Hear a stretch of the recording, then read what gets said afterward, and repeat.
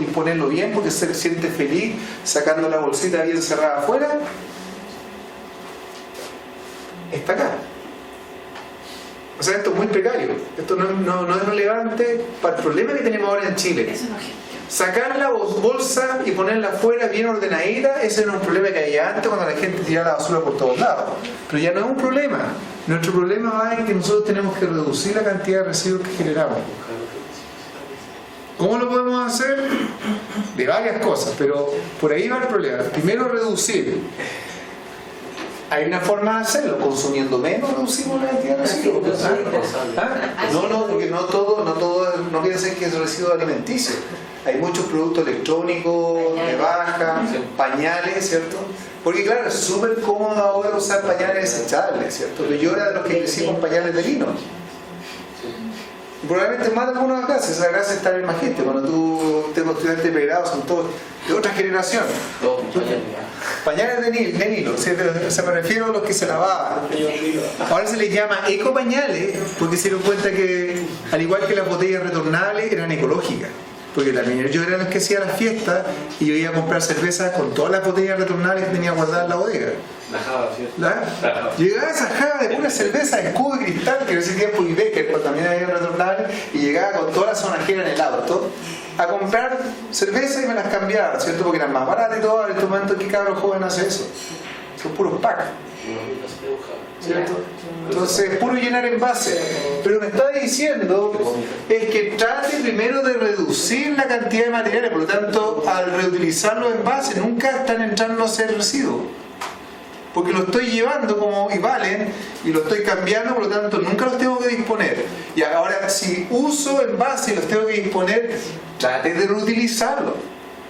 Y ustedes han visto que, por ejemplo, hay ferias con los niños que usan las botellas, los de yogur, todo eso como el masivo, para poner plantitas, porque eso no se recicla, termina en la basura. Entonces al final, chuta, reutilicemos esos materiales o tratemos de sacarle un valor para poder de alguna forma usarlo en algo. Y uno va a ferias donde ve materiales artesanales hechos con estos envases, ¿cierto? Porque lo que está diciendo es, tercero, reciclar. Recién reciclar, lo que todos nos sentimos felices cuando lo hacíamos y cuando uno iba a los puntos limpios y entregaba sus materiales. Eso recién va como tercera prioridad. Cuarta, tratar de valorizar energéticamente estos materiales, o sea, se debería quemarlos para producir energía, y eso es muy cuestionado en Chile. Y después, ¿con qué cara nos va a cuestionar? Si han visto cuánta basura se quemaba en las calles para las barricadas. O sea, estos mismos que marcharon por Friday for Future están quemando toda la ciudad. Porque no digo que son muy distintos. La marcha de Friday for Future fue bien fuerte desde el punto de vista de media violenta, incluso en Santiago. O sea, no sé, para mí el mensaje es medio confuso. No estoy diciendo todos los actores, algunos que sí son responsables, ¿cierto? Pero la gran mayoría es protestar y destruir, ¿cierto? Y quemaron la antibasura, y la razón por qué no la querían quemar antes, y por eso ha habido mucho escepticismo en Chile, es porque dice que elimina toxinas en forma controlada. Y acá, afuera de la calle, eso es lo que no se quería que nunca ocurriera. Y la eliminación es lo que está ocurriendo ahora, que simplemente yo la elimino y la dispongo en un lugar de relleno. Entonces, ¿cuál es el tema detrás de fondo de este proyecto social? Es que el municipio de Curel tiene muchos residuos que tiene que disponer fuera de su comuna y los tiene que poner en un camión y llevar lejos, porque no tienen relleno sanitario, sino que tienen que ir a los rellenos que están lejos de su comuna y viajar mucho en carretera. Y se dieron cuenta de que muchos de los residuos domésticos inutilizables, aparte de que son caros, proviene, digamos, de los residuos domiciliarios. O sea, no tienen industria tampoco para que sean residuos industriales y todo eso, sino que son residuos domiciliarios, y eso genera una cantidad importante de basura que lleva a los residuos, y esto es caro para el municipio y lo tienen que costear con los pocos recursos que reciben. Entonces, la primera iniciativa que sale es buscar cómo mejorar la gestión y la valorización de estos desechos para la comuna de Purén. Y ya le estoy dando una cosa que salió de una discusión, pero se lo voy a decir con un puro título, que se decidió que lo más adecuado por las características del residuo era poder separar solamente lo orgánico y compostarlo. Porque como era una zona rural, la gran mayoría de la materia que se genera en basura corresponde a desechos orgánicos de comida, papas, cáscara, y no hay mucha basura de plástico, todo eso, que sí hay, pero no es tanto como la basura orgánica. Y eso era un gran porcentaje de la basura, que se lo voy a mostrar más adelante. Por lo tanto, desde ya le estoy filtrando de que el dato va por la parte de los desechos orgánicos. Y la idea de este proyecto era evaluar un proyecto para mejorar la gestión a través de la compostaje de los residuos orgánicos, ¿cierto?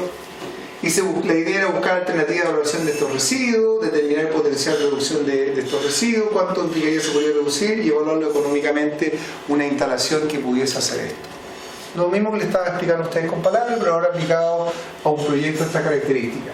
Entonces la situación, el diagnóstico actual, desde el año 2010 se dieron finalizadas las obras del plan de cierre del vertedero de la comuna de Purén, por lo tanto no tienen relleno comunal. No sé si ustedes sabían la realidad de Chile antes. Cada comuna tenía su vertedero. Antes del 2010, cada comuna botaba la basura en su comuna y elegía el lugar para poder botar. Y eso era grave, porque eran vertederos, no eran rellenos sanitarios. ¿Ustedes conocen algún vertedero cercano por ahí? Había, en cada comuna. Me acuerdo del de León, lo tiraban casi a la costa. Antes de entrar a León, antes de bajar, estaba ahí. Y después más encima se quemaba. Exacto, por eso digo, ustedes lo conocieron. Todos los municipios tenían, la gran mayoría, un vertedero y que no cumplía ninguna norma de lo que se le pedía a Chile desde el punto de vista de los rellenos sanitarios. Por lo tanto, si usted hubiera aplicado la patria ambiental ahí, sale mala en todos los ámbitos. No estaba bien controlado por el tema de los vectores, no tenía temas de evitar la infiltración. Entonces, claro, era otro país y otra realidad, pero en la medida que nos pusimos más exigentes, eso empezó a desaparecer y por eso se aplicaron planes de cierre a todos los vertederos. Y solamente quedaron unos pocos rellenos sanitarios autorizados con un nuevo marco normativo, que es la norma para planes para rellenos sanitarios, como el que está en Copelego, como el que está en Semar acá, en Penco, ¿cierto? Que tienen otros requerimientos y otros conflictos. El vertedero estuvo al servicio de la comuna desde el 96, ¿cierto? Y recibía del orden de 1.300 toneladas de residuos al año. Se cerró el recinto, provocó que todos los residuos se tenían que ir de la comuna e ir a un vertedero privado. Más encima, vertedero privado, porque ustedes saben que la ley es bien divertida, porque primero aplicó a todos los vertederos municipales, porque el Estado era responsable de eso, pero quedaron algunos privados, quedaron algunos de empresas, quedaron algunos de alguna forma de otras organizaciones que siguieron operando, pero igual tienen que eventualmente cerrar, y eso hace que de alguna forma todos estos lugares de disposición final tuviesen que de alguna forma buscar relleno autorizado, y este vertedero también tiene sus días contados y por eso estaba el tema de esto. Y por lo tanto, en el último año, cuando hicimos el trabajo, el año más actualizado, implicaba al municipio un costo del orden de 142 millones para poder disponer la basura que se generaba en su comuna. Por lo tanto, era relevante buscar una solución para este problema de los rellenos sanitarios. ¿Te fijas? Ahora,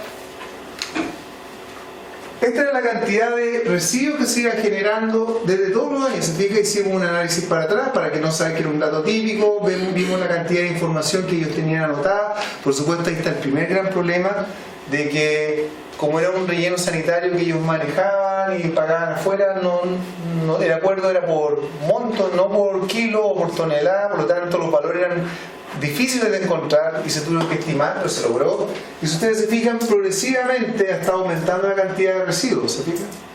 Conforme a que la población progresivamente va creciendo tal vez, pero estos son los datos que hay en el registro. Para atrás no había información y menos para lo que manejaban internamente, porque como a ellos no les costaba plata recibirlo, cualquier cosa y no los pesaban. Ahora cualquier relleno sanitario tiene una balanza y lleva el registro del camión que entra, porque el mismo registro con el que sale después le cobran por diferencia, por gravimetría, ¿cierto?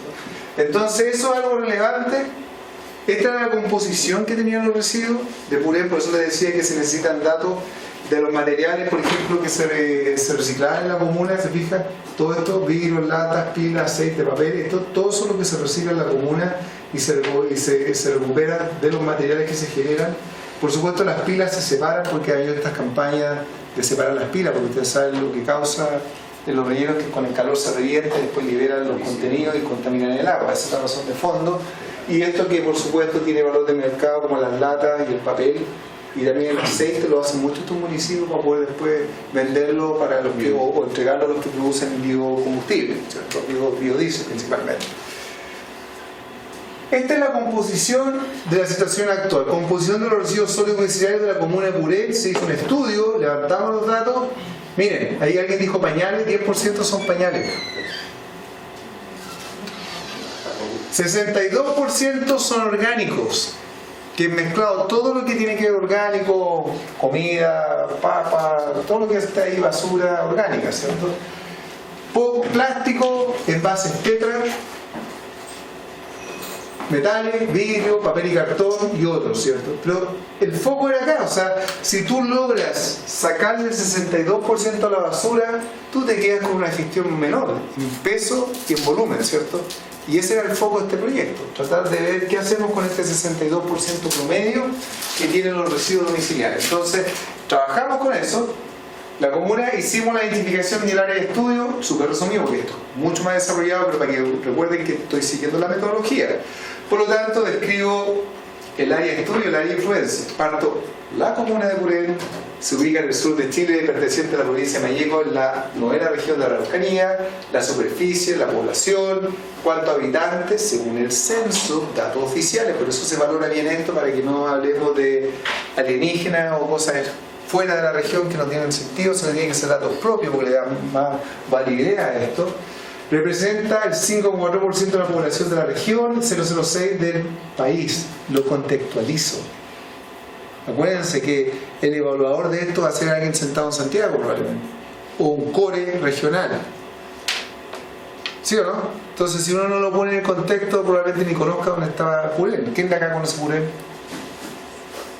¿Se dan cuenta que si ustedes fueron evaluadores y no tengo este contexto, no sabían de qué lo que estoy hablando? Es por eso es la contextualización, porque el peor error es saber que su caso es conocido, o que su comuna o su zona de influencia es conocida. Eso ya, y es difícil, o sea, de hecho, incluso para investigación es difícil. Chile no es nada en el mundo. Entonces, cuando tú hablas de un caso de Chile, como de, no, de Chile hace tiempo a mí se transformó en sal en Patagonia. Porque Chile no vende, entonces, pero sal en Patagonia sí, porque es un territorio más grande hacia el sur y todo eso, y es lo mismo acá. Yo lo tengo que contextualizar. Entonces le pongo la población. ¿Cuánto corresponde a urbano? ¿Cuánto corresponde a rurales? ¿Te fijas? Posee una densidad poblacional. Toda esa información que tú la puedes obtener fácilmente de estos datos de censo y que vienen información demográfica de tu comuna y todo eso. Entonces ahí puse el mapa para que también no se olviden de que ¿dónde está Purén? Ahí está Purén, ¿te fijas? Está clarito en la región, ¿cierto? La región de la Araucanía, ahí lo pueden ver. Entonces, de alguna forma, la contextualizo el lugar. Ahí está la comuna de Purén, ahí está la estadística. 28% de las personas consideran que pertenecen a un grupo originario, también es importante. Esto lo puedo sacar de la cassette, porque también ahí empiezo a agregar grupos que de alguna forma sean de interés. Recuerden que yo no estoy vendiendo mi idea para que la financien. Nunca se olviden de eso. Estoy tratando de entregar los datos, los testimonios, porque va a competir probablemente. Y de hecho este proyecto se está haciendo para el municipio y se le decía lo mismo, poner un montón de datos que sean atractivos para que de alguna forma ojalá se evalúe el proyecto. Se considera perteneciente a un grupo original, la mayoría mapuche, no se aleja el 24% de la región, o sea, es consistente con la región de Araucanía. 13% de la población con 19 años más, que viene de institución de educación superior. El ámbito del empleo, ¿se acuerdan? 45% de la población 15 años más declara tener algún tipo de trabajo. O sea, estoy caracterizando todo esto. Las principales actividades económicas para ver si son compatibles con mi problema de los altos costos de disposición de los residuos que tiene el municipio. La agricultura, por lo tanto, toda la variación en esta área económica genera consecuencias. O sea, la agricultura es importante. Y aquí, ¿por qué yo puse la agricultura que era relevante y la puse como primer lugar? Porque yo voy a generar compost. ¿Y qué es lo que hace el compost? Fertilizante. Un fertilizante. ¿Y qué es lo que te dice cuando tú tienes una zona con suelo degradado y que lo estás perdiendo? Te dice composte, trate de reciclar el material para no perderlo. Puede ser que el compost es una forma natural de producir suelo. El suelo es el humus, toda esa capa es una capa orgánica que se produce por la descomposición de la materia orgánica, ¿cierto? Por lo tanto, yo la estoy produciendo en forma controlada para poder a lo mejor recuperar suelo. Es un mejorador de suelo, un recuperador de suelo, porque si pierde el compost, el humus, esa parte y te quedas con los estratos de abajo, el suelo ya no es tan fértil. Y ese es un gran problema de la erosión. Se llevan las capas de arriba, se erosiona de arriba hacia abajo. Ahora, cuando ves la cáscara en el suelo, ya eso es grave, porque se está llevando todos los materiales que componen el suelo y se está produciendo una grieta, que es como una cicatriz, una herida, ¿cierto? Pero es importante eso, o sea, tratar de vincular mi solución rápidamente con una actividad que tiene la región. La ganadería, otra actividad, la parte forestal, otra actividad. Entonces estoy describiendo las actividades, estoy hablando de las superficies también para llevarlo en valores y por eso estoy siendo coherente con mi relato, ¿cierto? Uso de suelo, área urbana, terreno agrícola, vegetación, bosque, humedales, terreno agrícola, se fija. Y ahí no solamente lo describo, sino que presento la cantidad de terrenos destinados a eso. Y eso también es relevante porque eso es un dato duro. Esto puede ser también una percepción. Como cuando pensamos que en Chile el principal ingreso es el cobre. Es una percepción. ¿Es el más importante? No. Todos los servicios, todos los otros varios son los más importantes. Después el cobre. El cobre está al orden de un 13 o 12%, si estoy bajando. Entonces, por eso es importante el tema de poner los datos duros. Cantidad de residuos que se generan. Ahora pongo la demanda actual y proyectada, ¿se acuerdan? Entonces, la demanda actual y proyectada es de disposición de residuos, ese es el foco. Después lo voy a relacionar a cómo se genera. Entonces, la demanda total es el consumo individual, en este caso la generación de residuos individual, por la población que hay. ¿Ya? Entonces, esta es la cantidad de residuos que se ha generado en los últimos años, o sea, va al aumento, cantidad de residuos en toneladas, cantidad de residuos generados por habitante al día, y ahí está, ¿te fijas? O sea, lo puedo tirar unitario para cumplir solamente con el valor que tengo. Basta que, si me dan el valor per cápita, súper bien. Si me dan el valor total, lo puedo llevar a per cápita teniendo la información de la población. Entonces, soy consecuente con esta ecuación que yo les planteo a ustedes, dependiendo cómo la contribuyen. Después quiero ver cuál es la cantidad de kilogramos habitante día que se va generando en basura, porque ¿saben lo triste de esto? Es que la cantidad de población y la cantidad de residuos per cápita en este caso sería que iba al aumento. Y una de las cosas que siempre se ha dicho es que en la medida que los países o la población aumenta su nivel adquisitivo, aumenta la cantidad de residuos que genera. Y eso es peligroso, porque también aumenta la demanda de energía que tiene. Entonces, cuando tú tienes países que están cumpliendo ciertos indicadores porque son restringidos por recursos y tú les das más recursos y no tienen educación, esta cuestión se dispara. Yo les puedo dar varios ejemplos más, pero no quiero salirme del contexto. No quiero salir del contexto. Pero por eso es importante la educación. Entonces, en cierto sentido, tiene por la educación no solamente terciaria, también secundaria y todo, porque si yo no educo a la gente y sigo mejorando el país, probablemente nos volvamos derrochadores, que ya está pasando, ¿cierto? Y nosotros no queremos ser todos igual que los países que tienen problemas, ¿cierto? Porque ellos vienen de vuelta y nosotros queremos llegar arriba para poder volvernos recién. No, la idea es encontrar un punto de consenso. Y acá, bueno, los residuos van subiendo, nosotros lo detectamos en nuestro diagnóstico y hicimos la proyección. Y con eso también hicimos la proyección con los censos, ¿cierto? Por las poblaciones para los siguientes años, porque esta solución debería ser para varios años, ¿se fijan? Y ahí está la población urbana, ¿se fija? Fíjense que la población urbana nosotros detectamos de aquí a la baja. Entre los datos intercensales, cada día había menos población en Purén, por distintas razones, pueden ser problemas de empleo, lo mismo, pero el dato es objetivo, así que las matemáticas me dicen que a la baja, para la baja, pero se compensa con la cantidad de residuos que se genera per cápita, por lo tanto la demanda de residuos se mantiene relativamente pareja y va levemente disminuyendo, ¿te fijas? O sea, la disminución de la población se compensa con la demanda de residuos, que esta es la demanda per cápita de residuos, y si lo cruzamos para usar esta ecuación, demanda total, o sea, generación total de residuos, demanda total de una solución, es la cantidad de residuos que se generan per cápita por la población. la generación per cápita aumenta con el tiempo, la población disminuye con el tiempo y la resultante es esta. Una leve disminución de la cantidad de residuos. Pero sigue esta tendencia.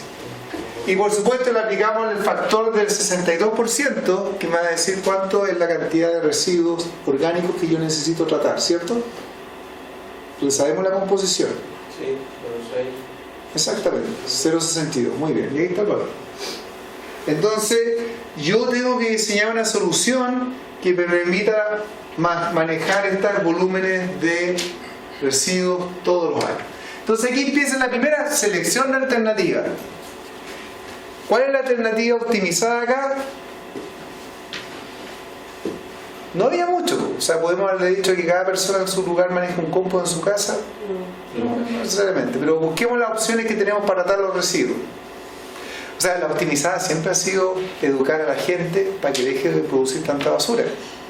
El problema es que se ha hecho varias medidas. En otros países, por ejemplo, han implementado donde te reducen el tamaño del contenedor que te pueden retirar, y si generan más que eso pagan un sobreprecio, como los equipajes, ¿cierto? Antes eran limitados, pero ahora no. Están limitada la carga por dos implicancias. ¿Cuál es la implicancia número 1? Para el magíster. ¿Por qué tiene un peso máximo los equipajes? En lo que va a dejar el avión, me refiero. ¿Para quién? ¿Para el avión o para el cargador? Para el cargador, pues es un tema ocupacional. El avión tiene capacidad para llevar un poco más. El problema es que con las negociaciones que han tenido los lumbagos, alguien que está constantemente cargando todo el día, se dio cuenta, puede ser que coincide con la ley del saco el valor, ¿sí o no? No ha cambiado. ¿Ah? No ha cambiado porque el peso máximo de la maleta es 23 kilos la grande y la ley del saco son 25 y 20 para las mujeres. ¿Ya? Por eso son 23. Un valor intermedio. Sí. Porque no sabes si hombre o mujer que te va a atender, ¿se fija? ¿Tiene sentido, no? Claro, porque tú quieres proteger a un trabajador, sí que estoy de acuerdo. Y aparte, claro, el problema es que alguien dice perfecto, cuando tú quieres pagar más por sobrepeso, porque te permite la opción en la aerolínea de llevar sobrepeso, te pone una etiqueta en la maleta que te dice, ojo, maleta con sobrepeso, es para el trabajador, no para el avión. A pesar de que el avión igual tiene una capacidad de combustible, porque lo calculan, ¿te has fijado, no? Va a ser una calculadora, pero efectivamente tenemos que ver por los trabajadores, así que por eso la parte se va acá. Y acá buscamos todas las opciones que tenemos para tecnología. Ahora, yo les dije que les di la solución antes para no tener que ir por esto que era más técnico, pero partimos con esto primero. ¿Qué podemos hacer con la basura? ¿Qué es lo que se hace a nivel mundial? La puedo hacer tratamiento biológico, que implica digestión anaeróbica, compostaje, o digestión aeróbica, o digestión anaeróbica. Podemos hacerle tratamientos mecánicos, que implica clasificación a través de Trommel, que va de alguna forma separando con unos tambores especiales. Podemos hacer tratamientos térmicos también, que implica incineración o pirólisis y gasificación de la basura. O hacer la disposición final, que era el que queríamos eliminar, que era llevarlo a un relleno sanitario o un vertedero. Todo lo que está ya en un vertedero y van a tener que llevarlo a un relleno sanitario porque ese vertedero tenía los días contados, y esa es la que querían eliminar, que era la business as usual. Por lo tanto, nos quedamos con estas tres. Y de estas tres, elegimos por las características del residuo, que simplemente era un 62% de materia orgánica, la solución biológica. Y ahí teníamos que pelear entre estas dos alternativas. Si nos íbamos con un sistema de compostaje aeróbico, que eran las pilas de compost que las vamos volteando o aireando, o una cámara, un digestor anaeróbico, para los que conocen lo que son los digestores. Anaeróbico es que es sin presencia de oxígeno, ¿cierto? Y ahí tienes otras condiciones que controlar. Bueno, esas eran las dos alternativas que se pueden seguir adelante. Elegimos esta por temas técnicos y facilidad, porque un digestor implica una infraestructura donde tienen microorganismos que tienen que ser controlados porque funcionan sin la presencia de oxígeno, siendo que esto es mucho más fácil de manejar, que son pilas y voltearlas, ¿cierto? Y así es una planta de compost. Esto es una fotografía de una planta de compost que maneja. Entonces, ¿por qué se ve esto? Porque se está transformando en humus con el tiempo. Esta tierra que se ve al final. ¿Ustedes han visto cómo el compost queda al final? Se transforma en una cosa negra, con media pastosa, ¿cierto? Que ya dejó de ser la basura de antes, que vean los colores de las cáscaras y todas esas cosas. Entonces se va degradando por las bacterias y pasa por varias etapas, una etapa inicial, termofílica, mesofílica, y después de alguna forma va pasando después a una etapa de envejecimiento y finalmente llega al proceso del compost. La gracia es que con la temperatura también te genera una suerte de pasteurización, pero de alguna forma funciona esto, es conocido, es fácil manejo, hay que manejar ciertas variables solamente mínimas para que no genere olores, que es la aireación, y ahí está funcionando, ¿te fijas? Entonces, la propuesta de gestión de residuos orgánicos usa esta información, se hizo a la medida, contempla el diseño y la instalación de una planta municipal y o comunitaria, eso hay que buscar la alternativa, y acorde a la política de gestión de residuos nacional. O sea, es algo que también es coherente con lo que se quiere hacer en el país, y eso hay que recalcar. O sea, va en el mismo sentido de lo que se está pidiendo a nivel estatal para hacerlo en los municipios, a nivel municipal. Bueno, para obtener la cantidad de residuos, ¿cierto? Se usaron varios proyectos, se tomaron varios estudios, se tomó un estudio que hablaba de la generación de residuos metros cúbicos para el periodo, y ahí se tomó otros valores en volumen, cuántos se iban a generar en metros cúbicos para, por supuesto, dimensionar la planta. Se tomó un estudio que se había hecho para ese lugar de ingeniería alemana, ¿cierto? Por lo tanto tomamos datos más específicos. Ahora hablamos volumen, porque esto ya dejó de ser solamente en pesos, sino también el volumen, porque la materia orgánica tiene otra densidad. Y la idea es poder elegir, por supuesto, la configuración de la alternativa. Se tomó la idea de la planta aeróbica, ¿cierto? Se lo tomaron los requerimientos, esto fue varias etapas para poder llegar a esto, pero finalmente se dimensionó el tamaño de espacio que se requería para una planta de estas características para la cantidad de volumen de fracción orgánica que está en verde a tratar, y se requería una cancha que tuviese el orden de 5.700 metros cuadrados, ¿cierto? Con una etapa de maduración, porque el compost va pasando por varias etapas. Puede ser que se llega a la basura y después la basura empieza una etapa, 2 etapas, son como 3 o 4 etapas hasta llegar al compost final. Entonces tú en cada sección de la cancha tú vas teniendo distintas etapas, porque la entrega de basura es continua. Entonces la idea es que tú, en la medida que vayas pasando, vayas traspasando de una parte a la otra para que tú tengas la formación de este compost. Entonces por eso habla de la cancha de compostaje, la maduración, área de condicionamiento de residuos, y eso es bien importante, porque para que funcione el compost tiene que tener una cierta relación entre carbono, nitrógeno y humedad también, ¿cierto? Pero el carbono y el nitrógeno es lo que te permite la transformación. Si hay mucho carbono, no se degrada, que es el problema que tiene, por ejemplo, el material leñoso y todo eso, de que cuesta que se vaya degradando, porque tiene mucho carbono. Y puede ser que el nitrógeno se requiere para que el organismo se vaya reproduciendo, el carbono es energía. Entonces eso hay que respetar, hay relaciones, entonces se condiciona, que implica que tú tomas materiales y los vas mezclando. Tomas material leñoso, me refiero a desechos de poda, paja, biomasa, y lo vas mezclando con material que tiene nitrógeno y lo vas seccionando, pueden ser los sanitarios, pueden ser cosas, y vas de alguna forma generando este compost. Va en lugar de acopio, oficina, gestión, todo eso, zona de tamizado, porque al final se tamiza para poder evitar cualquier material que se haya infiltrado ahí, que sea grueso, que tú lo puedas sacar del compost final. Bodega, maquinaria, herramientas, limpieza de camiones y todo eso. Entonces, por lo tanto, se dimensiona la infraestructura que se requiere, se busca la localización. ¿Se acuerdan que la localización, esto lo otro tenía que ver con el tamaño, esto tenía que ver con la localización? Veo todas las opciones posibles. Y eso es bien importante, porque esto requiere un estudio de factibilidad de localización. Yo lo voy a resumir, porque tampoco quiero irme en tanto detalle, porque hay metodologías para esto, pero quiero resumirlo, en que en este estudio habían 2 alternativas. Y díganme ustedes cuáles te incapaz. Y estas son reales. La primera alternativa, la opción 1, era un terreno ubicado en el sector Los Tilos, que hasta el 2012 funcionó como una escuela. Y actualmente funciona con actividades de vivero municipal. Se emplaza a 4 kilómetros del centro urbano por un camino de tierra. El predio posee una superficie total de 0,7 hectáreas y su clasificación de uso suelo, según los datos entregados por el Departamento de Obras del municipio, es agrícola, específicamente de categoría 3. Para lo que saben de uso suelo, es relevante eso, cuando tú quieres hacer una actividad. Opción 2.